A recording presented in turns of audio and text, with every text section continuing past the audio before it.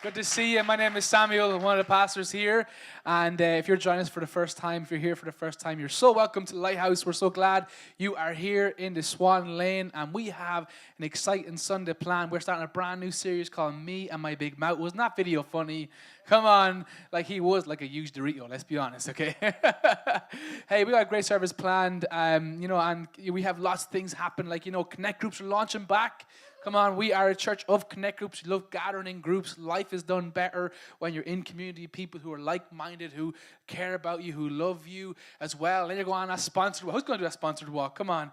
10 kilometers, 20 kilometers. I just love Patrick and Peter Brady. That could be like a TV show, like the daily walk with Patrick and Peter down the boy. It's so funny. They work well together. It's good crack. It's good. So much things are happening. But hey, that's a great cause. This August, we're sending our first ever team of young people, predominantly young people, teenagers, are going to go to Brazil, to a really, really poor area where there's not great health care, there is no education, sanitation, and we're going to partner with a church that we also partner with through our giving, but we're going to go over there and we're going to support them, love on them, be in the community, serve the needs of the community, just be light. For the church and for Jesus in that area. So know that whatever you give, any way you support, that it may not be like just financially, but by praying, know that it will make a big difference. Because hey, going for like a teenager to leave their comfortable house, to leave Fortnite and 4G data and their good Air Force Ones back in Ireland for a week in Brazil is a big thing, everybody. And we know God's going to use it. So make sure you get alongside the team, encourage them, pray for them. Even if you have the resources, give towards that. If you can't make it, give towards that, because you will not regret it and God's going to do great things. Amen. And we're thankful for our young people. Let's put our hands together for Tara and all the team who do a great job. And this Friday night, we have our Prodigy Night once again here. It's for Junior Cert, so if you are in Junior Cert and you want to be involved in the youth here, we've got something called a Prodigy Night, which happens here on a Friday night at 7:30. 7:30, and it's a great night. It's got so much fun. They got like loads of food, loads of sugar, and loads of music. It's great. Like we give out insulin at the end of the service because kids get diabetes. But hey, they're happy and they love Jesus. That's the most important thing. All right. Hey, we are beginning a new series today called "Me and My Big Mouth." Now, something happened the other day, and maybe it didn't happen to you. Maybe you're perfect.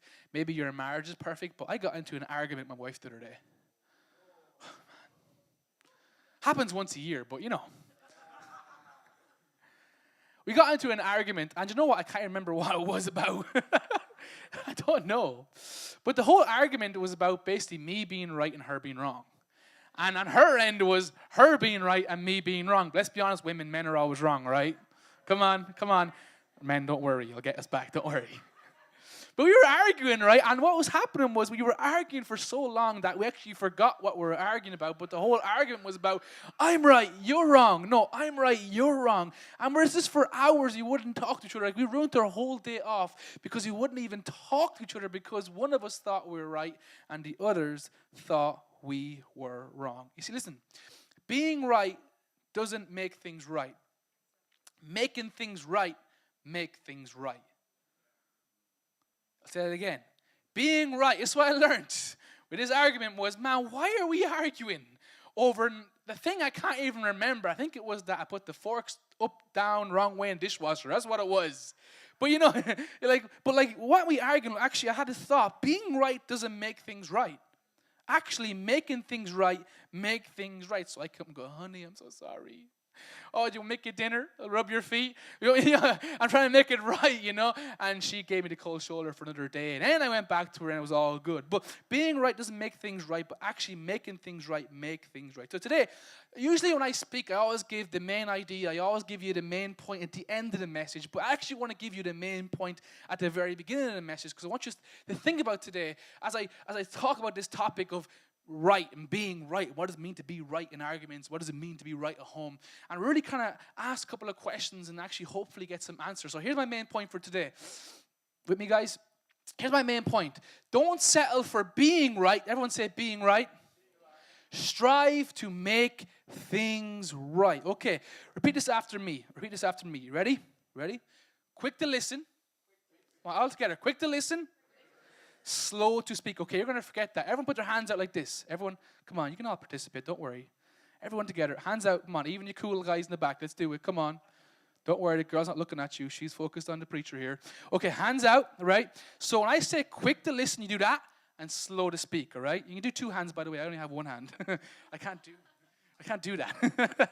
You do two hands if you want. Ready? So when I say quick to listen, you open up really fast and slow to speak. Ready? Quick to listen, slow to speak. Quick listen, slow to speak. Quick speak. No. Come on, guys.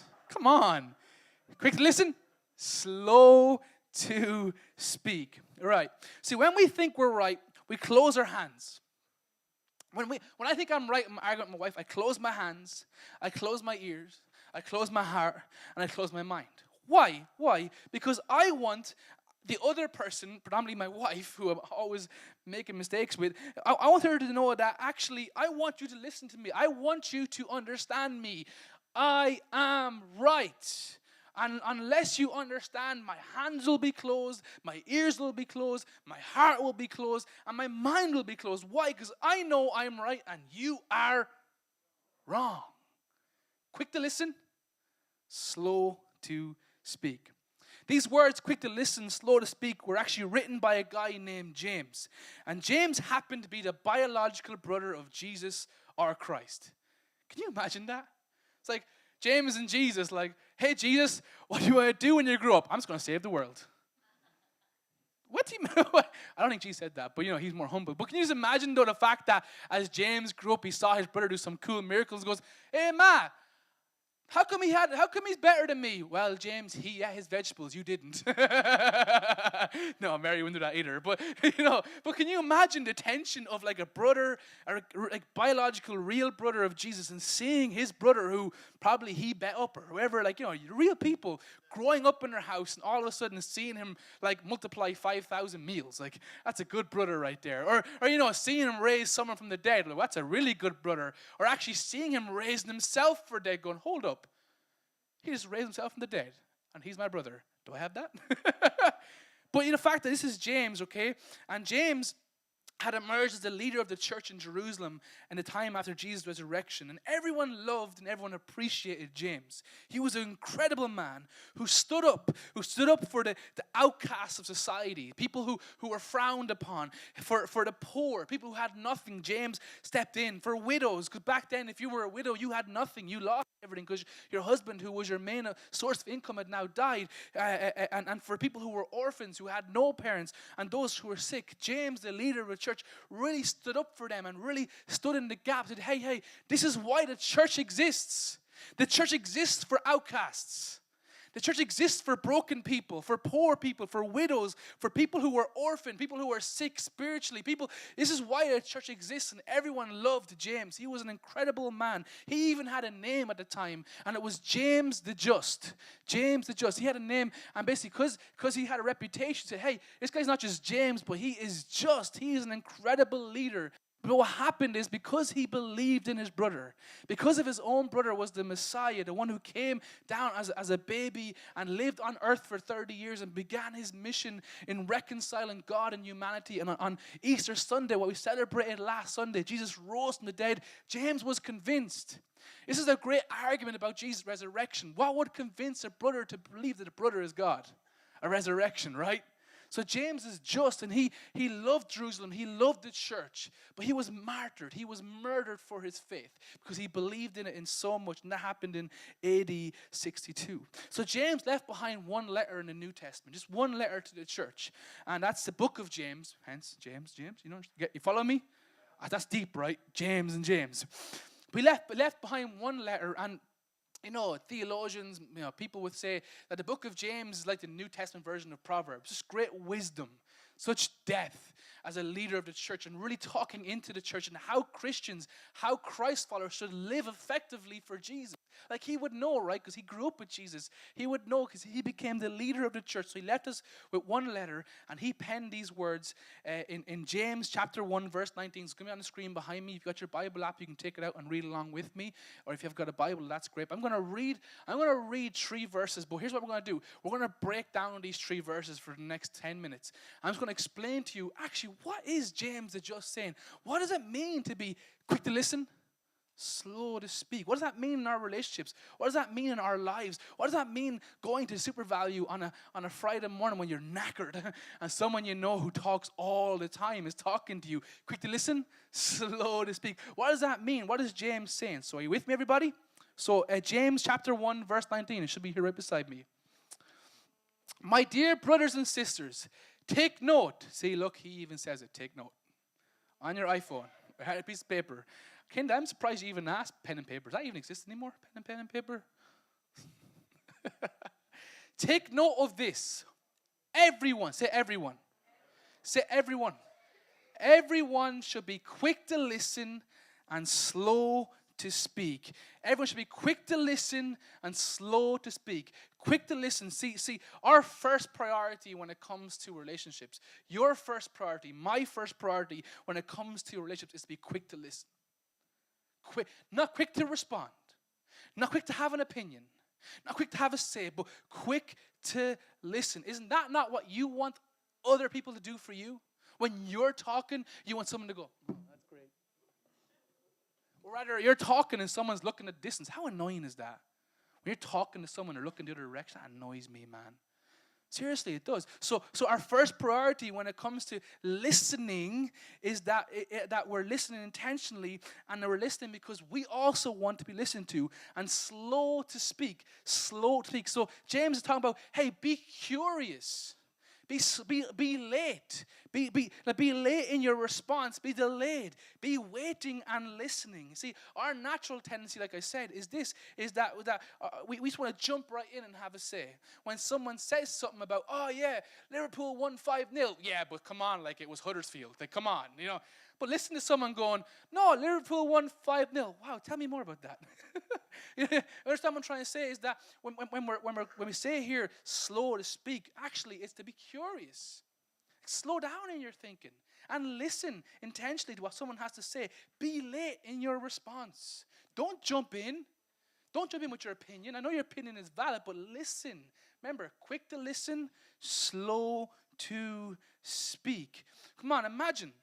Parents, can you imagine if you go to your kids, your teenagers, especially your teenagers, and you're like giving them like, you know, all your wisdom when you were a teenager and saying, hey, when I was a teenager, I did this and I did that. And your teenager's sitting, wow, mom and dad, tell me more. Wow, tell me, what was that like for you as a parent? You know, like your kids are listening to you. Go clean your room. I will more than clean my room, mom, that I will listen to what you have to say about why I should clean my room. Can you imagine your teenagers saying that? Teenagers, imagine your parents. You come home from school and they're lecturing you and trying to tell them what's going on, but not listening. But imagine your parents going, wow, tell me, what does it mean to be like a teenager in society today? What does it mean to be in a culture where everyone somewhat dictates your image before they even know you? Please explain to me. Can you imagine what the relations of a parent and a teenager would be like, or even marriages? Can you imagine wives, if you're opening your heart at a dinner table to your husband and he's like, well, tell me more, honey. How does that make you feel, honey? Come on, tell me, honey. Can you? That's gold, right?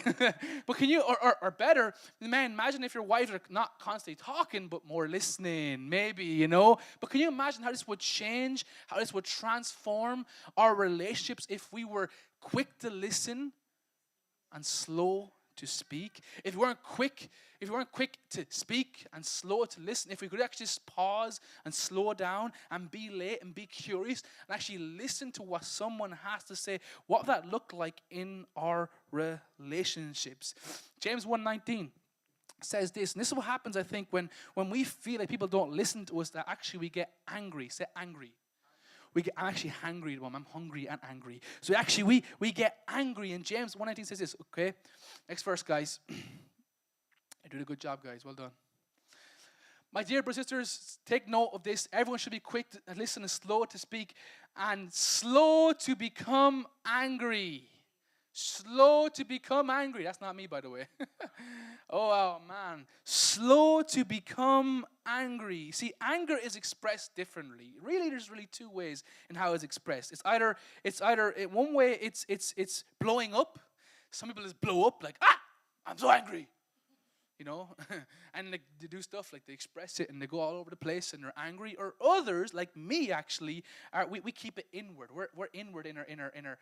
I'm closed in. So I'm like, when I get angry, I get sulky. And my wife goes, "Are you okay, honey?" And I go, "Yep." "You sure you're okay?" "Yeah, I'm fine." "No, how you feeling?" "I'm fine. Don't worry, don't worry." And my wife knows now that actually, if it's a third question, like, "Are you okay?" "I'm fine," she knows it's not fine. But I will ride it out as long as I can. I will take advantage of the situation, because very seldom am I angry at my wife. It's always the other way around more. Like, so angry at my wife, I'm like, I'm going to take advantage of this. I'm just going to give her the cold shoulder. She go, "Are you okay, honey?" "Yeah, I'm fine. Thank you." "Are you hungry?" "No." "Where do you want to eat?" "I don't know. You choose." Love you, honey.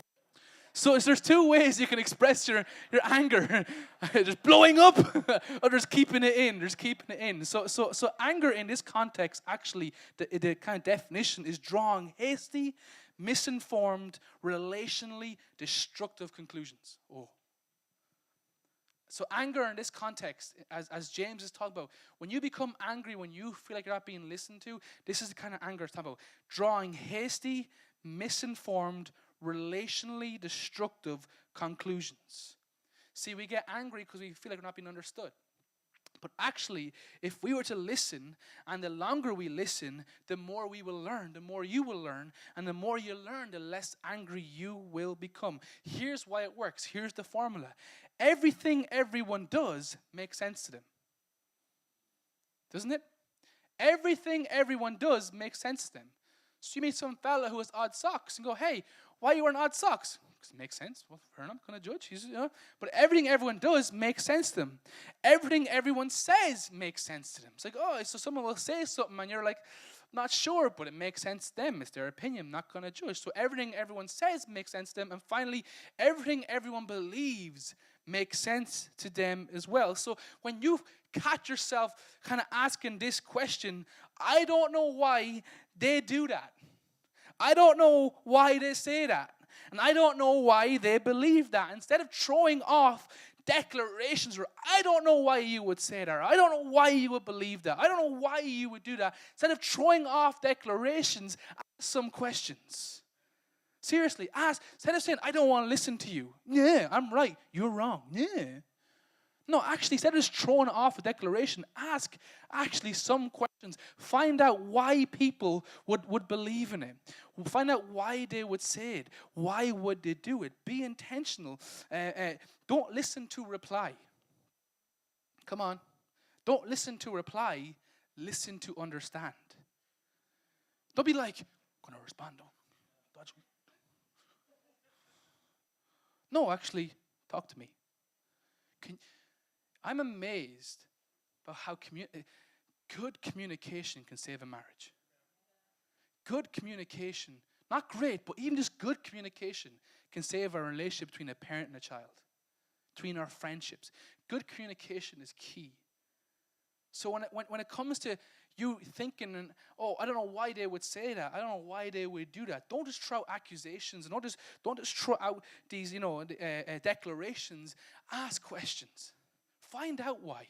I think Christians, sometimes we can be terrible at this. We get so insular. "Oh, we're perfect people hovering on clouds." No, we're not perfect, I'll tell you that. We can so easily go, "Oh, look at these people in Navan. Oh, yeah. Oh, beep, beep, beep. No. God loves you." That's religiosity. That's not Jesus. That's not why we exist. We do not judge anybody outside the church. That's in the Bible, by the way. We love people. That's our responsibility. Love people. Love. Love people. That's the purpose of the church. Bottom line. There's no argument. That's the purpose of the church. So instead of throwing out these accusations, declarations, I don't know why my neighbor would do that. I remember when I was like 5, 6 years of age, our neighbor had a horse in their back garden. I don't know why they'd have a horse in the back garden, but it was cool for them. But my mother and father, oh my goodness, would judge the backside off them. But we don't understand why they have horses. Babies like horses. Then one day we came out the back garden and the horse was hanging over the wall and he got stuck and we're like, "Oh, there's a horse in the back garden anyway." So look, long story short, we don't know why people do things, but to them it makes sense. To them it makes total sense. It's amazing what people can justify when it makes sense to them. It makes sense. So it's not our responsibility to kind of declare or accuse or just throw off things. Our job is to ask questions. Explain to me, why do you have a horse in your back garden? Well, actually, our shed got burnt down 2 weeks ago on the farm. Oh, my bad. I thought you were someone else. You know, don't you? Ask questions. Ask questions. James isn't finished. He says there is a divine purpose connected to our interactions. James 1:19-20. Let's read the scripture once again. Verse 20. Because human anger does not produce the righteousness of my desires. No, Lord. That's the Bible, Sam. Stick with it. Sorry. He produces the righteousness that God desires. See, human anger does not produce the righteousness of God, that which he desires. See, our anger screams a lot of things, but the one thing our anger screams when it comes to our relationship is, hey, I'm right, and you're wrong. And I know I'm right, and I know you're wrong. And I'm angry. I'm upset. I'm going to stand here and take a stand because I deserve this. I'm entitled to this. I am right. You cheated me. You hurt me. You did this to me. What did it? You said this. I am right. I'm angry. It screams everything. Everything. And what James' suggestion is this, is that that's not the right. That's not the right. See, you want to be right at one another. This is why we argue. This is why we get angry. You want to be right at one another. It's all about, oh, I'm right and you're wrong. I'm keeping records. So, honey, last week you were right 6 times and I was right 4. You won. Congratulations. Yay. I'm cooking, I guess, and washing clothes. We want to be right at one another, but God's purpose is this. Next slide. God wants us to be right with one another. God wants us to be right with one another, not at one another. If the two of you aren't right, it doesn't matter who's right. Listen to me, parents, people who are married, you can argue all day if you want about who's right and who's wrong. Your kids are watching you. I watched my parents for years argue about who was right and who was wrong, but at the end of the day, it wasn't even right. They said things to each other that I remember as their son. Now, my parents not perfect, but still, as a parent now, I'm trying to figure it out. My wife said, honey, how can we not do this? Come on. How can we not repeat this in our family? Because it has scarred me emotionally. Seeing my mom, my dad, people who I love, who I look up to, say horrible things to each other. I go, is that what marriage really is? Why should I get married then? Why should we be married? People say these horrible things to each other. See, here's the thing. If the two of you aren't right, it doesn't matter who's right. Did you know this? You can write someone right out the front door.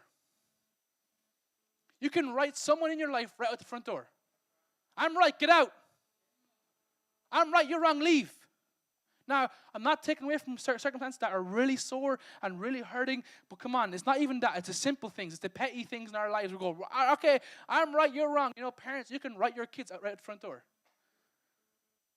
See, you're trying to tell them about Jesus, trying to tell them, but you got to live it with them. You got to explain to them, what does it mean to be a Christ follower in today's age?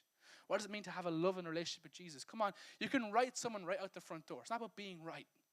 It's not about you being right. It's about being right together. It's about being right together.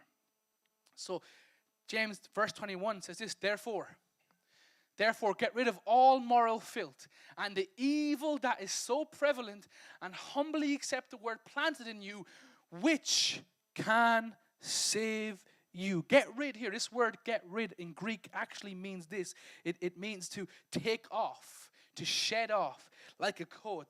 Take it off. So the evil that is so prevalent, James is saying, hey, there is an evil desire in all of us. See, go back to Genesis 1 and 2, and the time of when the enemy came to the Garden of Eden and tempted Adam and Eve with the forbidden fruit to really think that they could be like God. But unfortunately what happened was there was a disconnect between God and humanity because of that very moment, because the enemy did something. This is why we celebrate Easter last weekend, because Jesus came back and he broke the seal. Remember, amen? He broke the seal. We have instant access to God. He loves us. He sees us, because of what his son did for us, but there is a natural tendency. There is something called the flesh, which really what that means is our default, like your Apple iPhone or your laptop, when you go to factory reset, there is a default mode. There is something called the flesh, and that mode is evil. And the evil is a desire to harm, to get back, to pay back. We can justify harming people because they deserve it, because we deserve it, or whatever it may be. So he is saying, hey, take off the evil.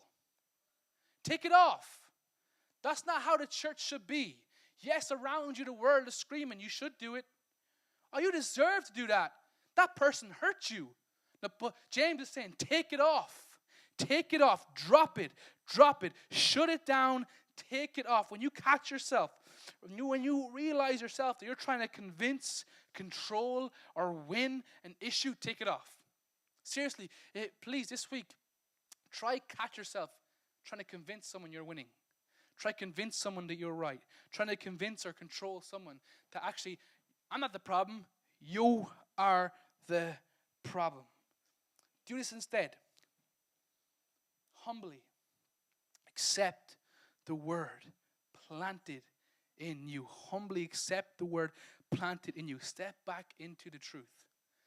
See, there's a truth planted in you. Step back into the truth, and which is this. Love as you are loved. Loved as you are loved. There's only one command for us Christ followers. What is it? Love God with all your heart, all your mind. What else? I forgot, so I'm real. And more importantly, all together, love each other as if God loves you. Yeah. See, there's a word planted inside of us, and that is to love, not judge, not to accuse, not to point fingers, not to say I'm right and you're wrong. Actually, it is to love, as if God and as does God love us, and humbly accept the word planted in you, in which can save you. See, the key is humility under the word. Is to be humble under the word, and humbly accept the planted. Go back to the verse, guys. Please go back to the verse. I wish it was touchscreen. Accept the word planted in you, which can save you. Say this, save me. We can all vouch in this room that there are moments in our lives, some people have more of these moments than less, where as soon as you said something, you knew, oh man, that's out there. See, it's funny because I don't remember getting my leg broke, my nose broke, or a kick on the head, or thrown down the stairs. This all happened to me, by the way. I don't remember that really. I've been concussed half the time. But what I do remember was that one word my brother said about me when I was 6 years of age. I remember that one word my mom said to me when she was angry at me. I remember that one word that teacher said, Sam, you're never going to be anybody. Sam, you will never amount to anything. You are a mistake, and you're a troublemaker, and you'll be a nobody. I remember these words. So do you. And they live in you. You're defined by them. You're dictated by them. They're constantly in the back of your head all the time. And when you, as a Christ follower, think you know God, the enemy comes back with these voices saying, you're a nobody. See, we have power in our words. And next week, we're going to talk about all of this. So come back next week for this. But we have power in our words. Our words have power. But can we, from this moment on, try and somewhat restore those moments and words, but now move on and actually save ourselves from saying things that can actually harm our relationships? See, saving you as in saving your marriage. Saving you as in saving your relationship with your parents. Saving you as in saving your relationship with your siblings. Saving you as saving with your relationship with your friends. See, it's not just one person, it's all people that can benefit from when we actually understand that when it's not about me being right and you being wrong, it's actually us understanding that we're going to live this out. We got to be right together. This can actually save us. Saving you from regretful words. Saving you from acting in anger. Saving you being so ashamed of what you said that you can't even look your own kids in the eye. Saving you from these things that we do all the time, but actually we can stop it. We can actually stop it. So here's my conclusion. Here's my main point. I shared at the very beginning. Are you with me? Main point, guys, conclusion. Here it is. Don't settle for being right. Strive to make things right. Let's repeat after me, okay? Don't settle for being right. Don't settle and go, yeah, I'm right. Oh, happy days. I'm going to watch TV now. That should convict you. That should do something to you. Actually, you should be thinking, man, I have to strive to make things right. This week, as you head out to work, to school, to college, to football, to Gaelic, to rugby, stay rugby is better, okay? Whatever you do, wherever you go, on a date night with your wife or husband, wherever it may be, a date with your daughter or a date with your son, whatever it may be, do this. Don't listen to reply. Listen to understand. Don't listen to reply. Please, this week, just do this one thing for me. And I myself, I'm working on this. My wife, she will be my witness. Ask her. She'll tell you the truth. But don't listen to reply. Listen to understand. Listen. Teenagers, listen to your parents. You know what I realize about parents? The older I get, the wiser they are. Do you know why? It's the same wisdom. I was just stupid not to understand it. True. But parents, listen to your teenagers. They have something to say. They are living in a reality that you never lived in. I'm just saying, I'm not being like, not taking you out of what you went through as a teenager, but they have something that you never had, which is instant access to social media. The information that you consumed in a year, they can consume in 90 seconds. So listen. Not to reply, but to understand. This week, remember the hand motion. Remember all together. One more time. Come on, all together. With me? Quick to listen, slow to speak. Quick to listen, slow to speak. So wives, when he comes home, quick to listen, slow to speak.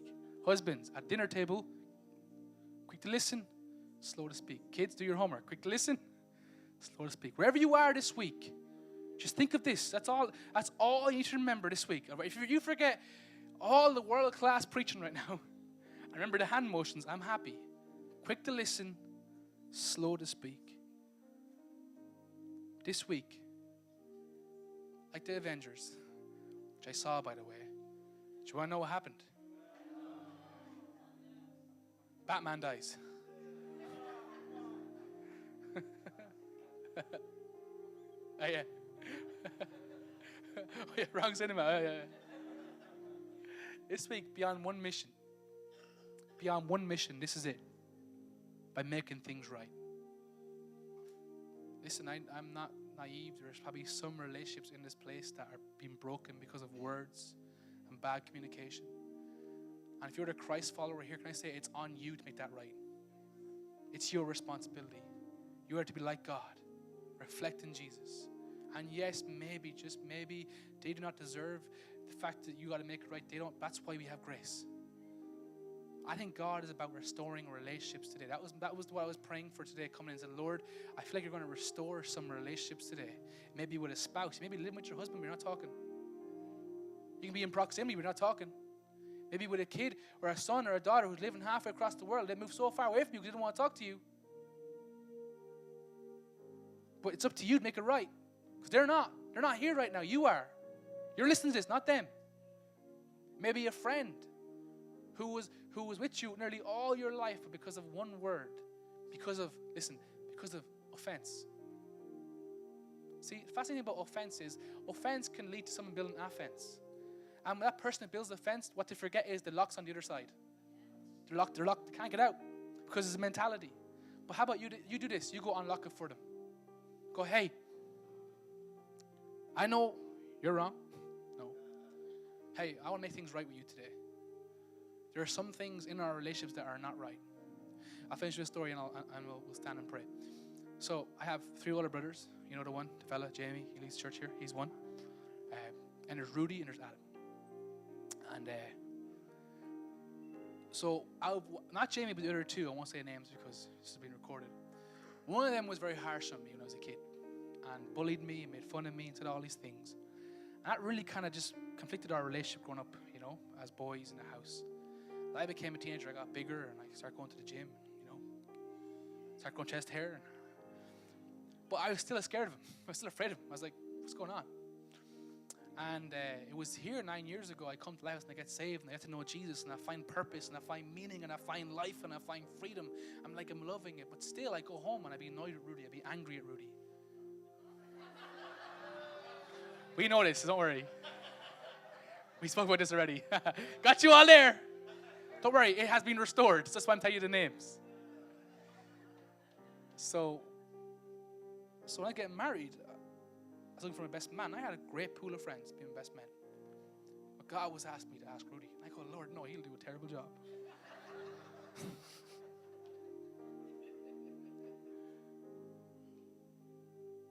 But I asked him, I said, bro, what's the crack? Carlo talking, right? Listen, I said, what? How would you feel being my best man for my wedding? I actually thought he was going to say no. But he kind of choked and goes, sure. And that was the beginning of making things right.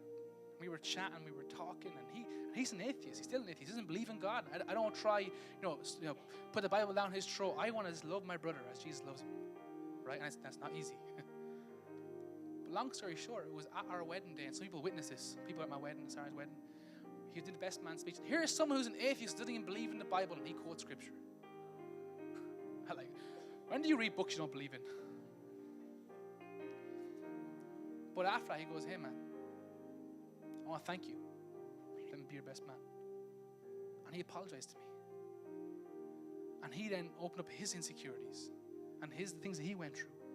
And there was like a restoring moment in our relationship where we hugged and go, you know what, man, I love you. I told Rudy, you know what, I look up to you. You're my older brother, man. I aspired to be like you, and I still do to this day. I want to be like you. You're my older brother. Listen, older siblings, you have the opportunity to lead people. Say, I want to be like you. And we cried for like a second. Now, it was hot, so our eyes were sweaty. But here's what I'm trying to say. That took hard work. And I could have said, no, I'm right. I can list every word that he said to me. I can still remember them. I haven't forgot them. But God was challenging me. It's not about me being right. Remember the main point? Go back to the main point here, guys. Let's go back to the main point. It's not about me settling and being right. I had to strive to make things right. And now, just 2 weeks ago was my birthday. And on a Sunday afternoon, he had a rugby game. He's 3 hours away. He drives 3 hours just for an hour to wish me happy birthday, give me some money. Thanks, bro. And go back home. I'm thinking, man, if that didn't happen, I probably wouldn't be talking to him this day. He would not be present in my daughter's lives. He wouldn't see his nieces, probably on Facebook, but that's it. But hey, I'm not talking about my strength, but how good I am. God was challenging me, and God is challenging some of you here today. Which relationships and what people do you need to strive to make things right with this week? Because this is serious, guys. This series is only going to get better. It's only week 1, by the way. I believe God is doing something, and he's all about restoring relationships. So this week, quick to listen, slow to speak. Be on a mission to make things right, and listen not to reply, but listen to understand. Amen. Can you stand with me, church, as we pray, head into response time?